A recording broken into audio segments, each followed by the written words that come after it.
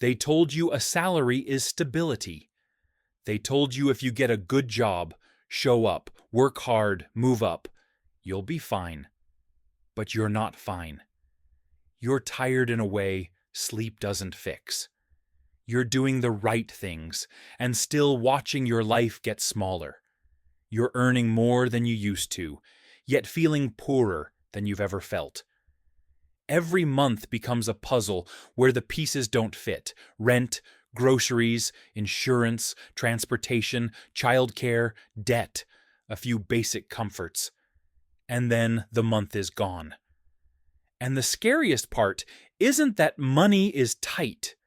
The scariest part is the quiet realization you keep pushing down. If nothing changes, you're not building a future. You're just financing a present that's getting more expensive. That's the salary lie, not you should be rich, not you deserve luxury. The lie is much more subtle, and that's why it's so effective. The lie is that a salary buys time. It doesn't. A salary rents your time back to you at a price that keeps rising. And if you live inside that lie long enough, you can lose something you can't earn back with overtime, promotions, or budgeting tricks. You can lose years, not metaphorical years. Actual years of your life where you could have had breathing room, freedom, choices, health, family presence, creativity, or peace. Years that vanish because the system is designed to keep the middle class moving without ever arriving. Here's how it happens. You start like everyone starts. You grow up hearing the rules, the adult rules, the middle class rules. Study hard, be responsible, avoid trouble, get credentials, be employable, be reliable, be professional, don't quit, don't complain, build a career, build a resume, build stability. So you do. You learn how to be useful to institutions. You learn how to be safe. You learn how to play the game. And then you finally get the thing they promised would change everything, a steady paycheck. And for a moment, it feels like relief. Because a steady paycheck isn't just money. It's permission to breathe. It's the moment you can stop asking for help. It's the moment you can tell yourself, okay, I'm an adult now. But then the treadmill reveals itself, because the paycheck arrives, and immediately splits into invisible owners. Part of it goes to housing, part of it goes to transportation, part of it goes to food, part of it goes to insurance, utilities, phone, internet. Part of it goes to debts that were sold to you as normal. Student loans, credit cards, financing plans. Part of it goes to taxes, fees, and penalties you don't control. And what's left isn't your money. It's your margin, your ability to say no, your ability to handle surprises, your ability to rest, your ability to leave. And most middle-class lives today don't collapse because someone is irresponsible. They collapse because the margin disappears. That's what makes this a salary lie, not a spending lie, because it's not about whether you can budget. It's about what your salary is being forced to cover. The cost of living isn't just higher, it's structured differently now. It's heavier in the categories you can't negotiate. Housing isn't optional. Healthcare isn't optional. Transportation isn't optional in most places. Childcare isn't optional if you have kids and need to work. And when the non-negotiable costs rise faster than your paycheck, budgeting stops being a strategy and becomes a form of emotional labor. You don't feel like you're managing money. You feel like you're managing anxiety. You start doing this thing that looks responsible from the outside, but feels like slow suffocation on the inside. You delay. You delay buying things you need. You delay medical care. You delay rest. You delay joy, you delay having kids, or you delay having another child. You delay moving, even when your home isn't right for you.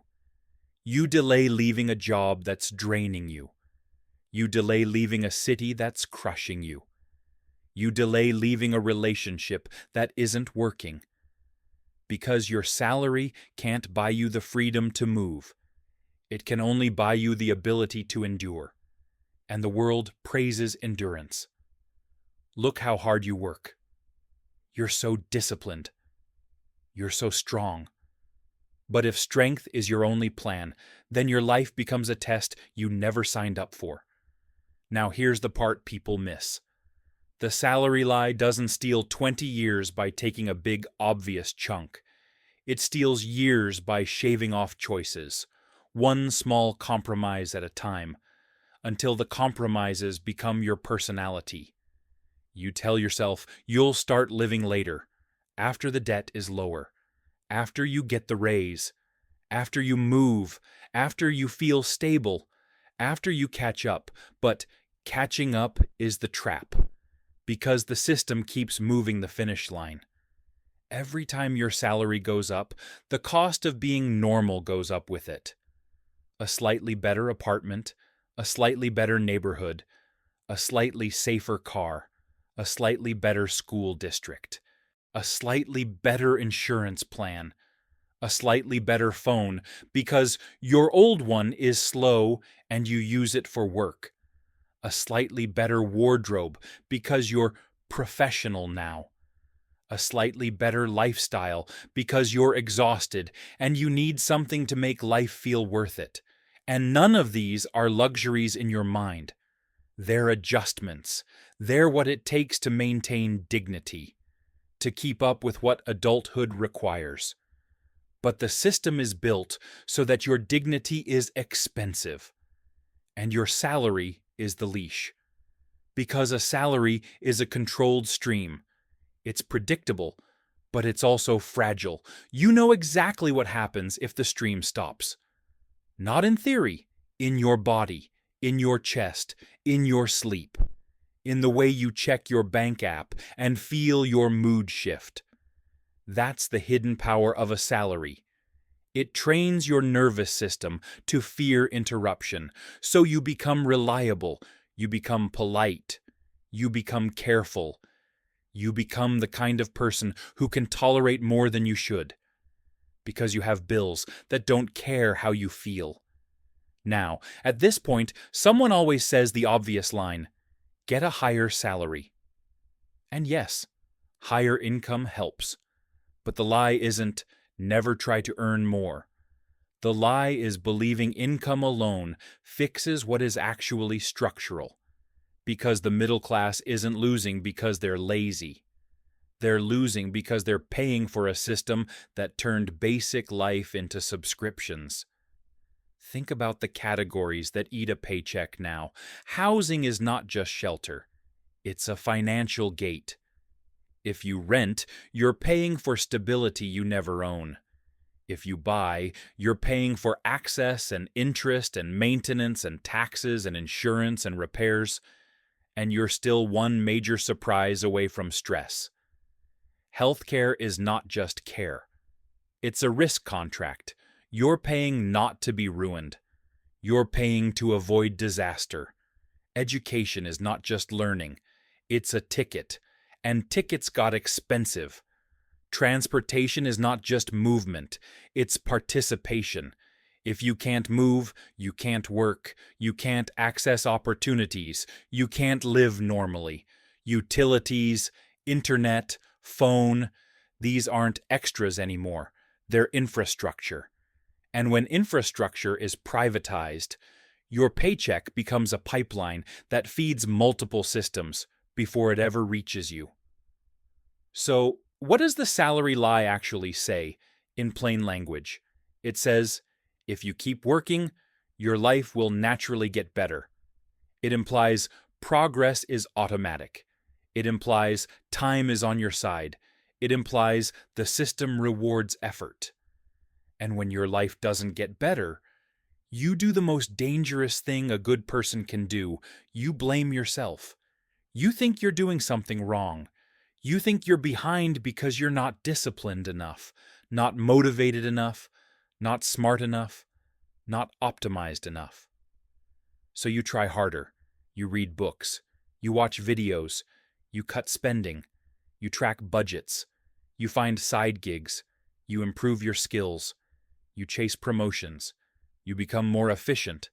And you slowly turn your entire identity into an attempt to earn normal. This is where the real theft begins. Because the system doesn't just take money. It takes your attention. It takes your creativity. It takes your relationships. It takes your health. It takes your youth. It takes the years where you had the most energy and sells them back to you as hustle. The salary lie turns the middle class into a battery, a reliable energy source, not because anyone is evil in a cartoon way, but because systems do what they're designed to do. If a system is designed to extract, it will extract. If a system is designed to keep you dependent, it will keep you dependent.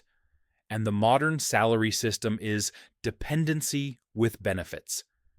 Now let's make this concrete. Here's a simple way to understand 20 years without drama. Imagine two lives. In one life, your income covers your essentials with margin left over. You can absorb surprises. You can take breaks. You can leave a bad job. You can move. You can invest in your health and relationships. You can plan. You can say no. In the other life, your income covers your essentials with almost no margin. You can't absorb surprises, so you fear them. You can't take breaks, so you postpone rest. You can't leave, so you tolerate.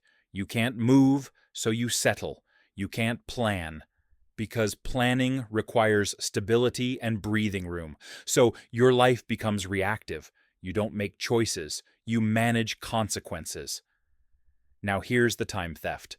When your life is reactive, every problem takes longer. Everything costs more. Not just in money, but in time. A small car issue becomes a crisis that steals a week of stress. A health issue becomes a long spiral because you delayed it. A job that drains you steals years of your best energy because you couldn't afford to quit. A relationship suffers because you're always in survival mode. You don't just lose cash, you lose your ability to compound your life. Because life compounds too. Health compounds, skills compound, relationships compound, confidence compounds, peace compounds. But only if you have margin. If you have no margin, your life doesn't compound upward. It erodes. So when we say the salary lie costs 20 years, we're not saying you literally disappear for 20 years. We're saying the system converts 20 years of potential growth into 20 years of maintenance. You spend 2 decades staying afloat. And by the time you finally reach a stable point, you're older, more tired, more cautious. And the price of starting over is higher. So you tell yourself, this is just how life is. And that sentence is the lie completing its job. Because the salary lie is not just a belief. It's a resignation. Now let's zoom in on the most poisonous part of this lie. It teaches you that your salary is your worth, not in words, in lifestyle, in status, in identity. So when the system squeezes you, you don't just feel pressured, you feel ashamed. Because if salary equals worth, then struggling equals failure. So you hide it. You don't talk about it. You try to look normal. You keep buying normal. And the performance of normal is expensive. It forces you to spend money you don't have to sustain a story you didn't write. And then it hits you in small moments. You're at a grocery store doing math you didn't want to do. You're choosing between quality and quantity. You're scanning prices like a survival skill. You're thinking twice about a small pleasure. You're delaying a doctor appointment. You're afraid of opening a bill. You're avoiding checking an account because you don't want your mood to drop. You're praying nothing breaks this month. That's not poor. That's not bad with money. That's not irresponsible. That's a middle-class life where the margin has been engineered out. And if you keep living there, you start making a trade you don't notice at first. You trade time for certainty, not because you love your job, not because you're fulfilled, but because the paycheck feels like the only thing between you and chaos. So you stay, you accept, you adapt. And adaptation, over years, becomes a cage you built yourself out of survival. This is the salary lie's greatest trick. It turns survival into a lifestyle. And then markets survival back to you as self-improvement. Now, to be very clear, this isn't a quit your job speech. This isn't start a business. This isn't buy a coin or flip a stock. This isn't motivational noise. This is something deeper, a framework problem, because once you understand the salary lie, you stop asking the wrong questions. You stop asking, how do I budget harder? You stop asking, why am I behind? You stop asking, what's wrong with me? And you start asking the real question, what is a salary actually designed to do in this system? And that question is uncomfortable, because the answer isn't flattering. A salary is designed to give you enough to function, and not enough to exit, enough to pay, enough to comply, enough to keep the machine stable, but not enough margin to change the rules. That's why the middle class feels like it's working harder and getting less. Because it is, but not because of a moral failure. Because the structure shifted. The categories that eat your paycheck became heavier. The safety nets became thinner. The expectations became higher. And the story stayed the same. Just work hard, you'll be fine. That story is now outdated. And following an outdated map doesn't make you a bad driver. It makes you lost. So here's the real purpose of Part 1. Not to scare you. Not to depress you, not to shame you, to do something much more important, to name the trap accurately. Because you can't escape a trap you keep calling my fault. You can't fix a system problem with personal guilt. And you can't build a future if your entire life is built around protecting a paycheck. So the first shift is awareness. The salary is not your safety. The salary is your dependency contract. And once you see it that way, the feelings you've been carrying start to make sense. The exhaustion makes sense. The anxiety makes sense. The sense of falling behind makes sense. The quiet anger makes sense. And even the numbness makes sense. Because numbness is what happens when your brain learns that caring too much hurts. Now, we're ready for the next step. Because once you've identified the salary lie, you can finally do what most people never do. You can change the frame. Not by hoping, not by grinding harder, by understanding the mechanisms that keep the middle class stuck, so you can stop fighting symptoms and start fighting structure. That's what we do next. The problem isn't having a salary. The problem is that life is now designed around one.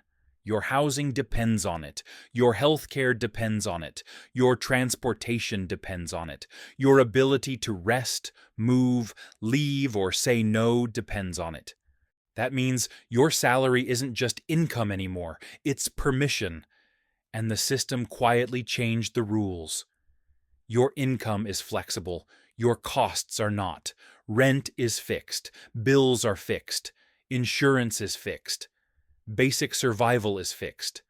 So when costs rise faster than pay, the gap doesn't disappear. You fill it with yourself, with more hours, with stress, with tolerance, with postponement. That's why the system doesn't need to pay you well. It only needs to pay you enough. Enough to show up, enough to comply, enough to keep things running, but not enough margin to leave. That's the lock. A salary in this system isn't freedom, it's controlled survival. The salary lie doesn't steal 20 years all at once. It steals them slowly, by turning growth years into maintenance years, by replacing choice with endurance, by converting energy into stability instead of progress. You don't lose money first, you lose time with options. And once those years pass, starting over gets harder, riskier, more expensive. That's why this matters. Not because salaries are evil, not because work is bad, but because believing a salary automatically leads to a better life is outdated. In this system, a salary keeps you functioning. It does not guarantee momentum. And once you see that, the pressure you've been feeling makes sense. You weren't failing. You were playing by rules that quietly changed. That awareness doesn't fix everything, but it gives you something the salary never did: clarity. And clarity is where real leverage starts. End.